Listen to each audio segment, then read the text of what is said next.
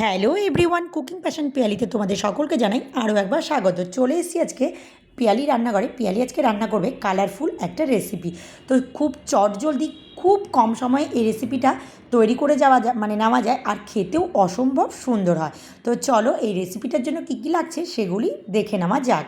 তো সবার প্রথমে আমি একটা মিক্সিং জার নিয়েছি, আর এই মিক্সিং জারে কেটে ধুয়ে রাখা ধনেপাতাগুলো দিয়ে দেবো। আমি কিন্তু এখানে মাঝারি করেই ধনেপাতাগুলো কেটেছি, তোমরা কিন্তু চাইলে ছোটো ছোটো টুকরো করেও কেটে নিতে পারবে।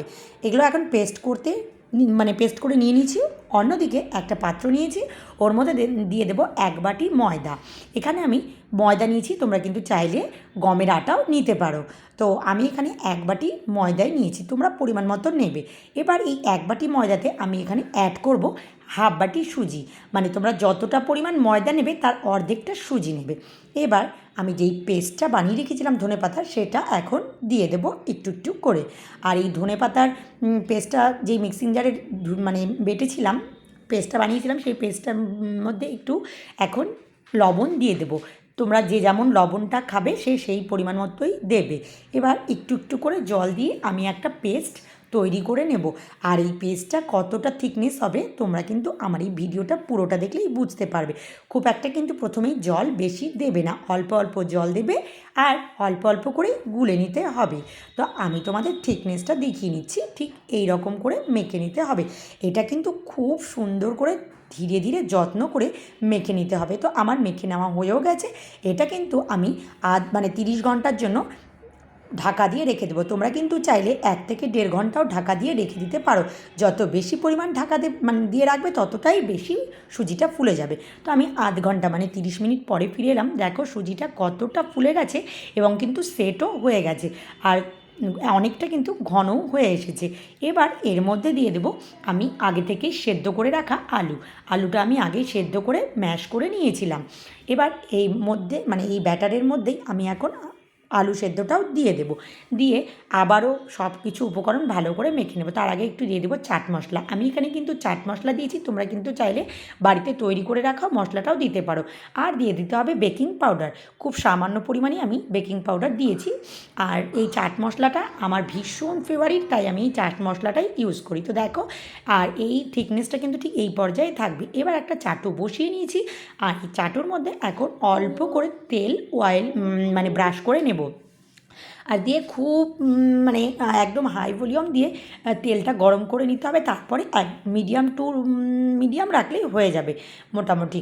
তো এবার এক হাতা করে নিয়ে ঠিক এইভাবে চাটুর মাঝখানটায় দিয়ে যেই হাতাটা নিয়েছি তার উল্টো দিকটা দিয়ে ঠিক এইভাবে আমি বিছিয়ে দেবো, ছড়িয়ে দেবো। আর এটা কিন্তু ভাজতে ভীষণ ভীষণ ভালো লাগে, আমার তো ভীষণ ভালো লাগে। তো আমি এখানে 2 হাতা দিয়েছি, দিয়ে আমি সুন্দর করে এইভাবে বিছিয়ে নিচ্ছি। খুব একটা পাতলা করার দরকার নেই, আবার খুব একটা মোটারও দরকার নেই। তো উপরটা না শুকিয়ে যাওয়া পর্যন্ত কিন্তু কিছু করতে যাবে না। তো দেখো একদম উপরটা পুরো শুকিয়ে গেছে। এবার উপর থেকে আবারও একটু তেল ব্রাশ করে নিতে হবে। আর এই রেসিপিটাতে একদম খুব কম তেল দিয়েই কিন্তু রেডি করা যায়, তো সেই জন্য শরীরের পক্ষেও কিন্তু খুব উপকারী। তো দেখো এখন উল্টে দিতে হবে, আবার এই সময় একদম গ্যাসের আঁচ মিডিয়াম রাখতে হবে। তো আমার কিন্তু ভেজে নেওয়া হয়েও গেছে।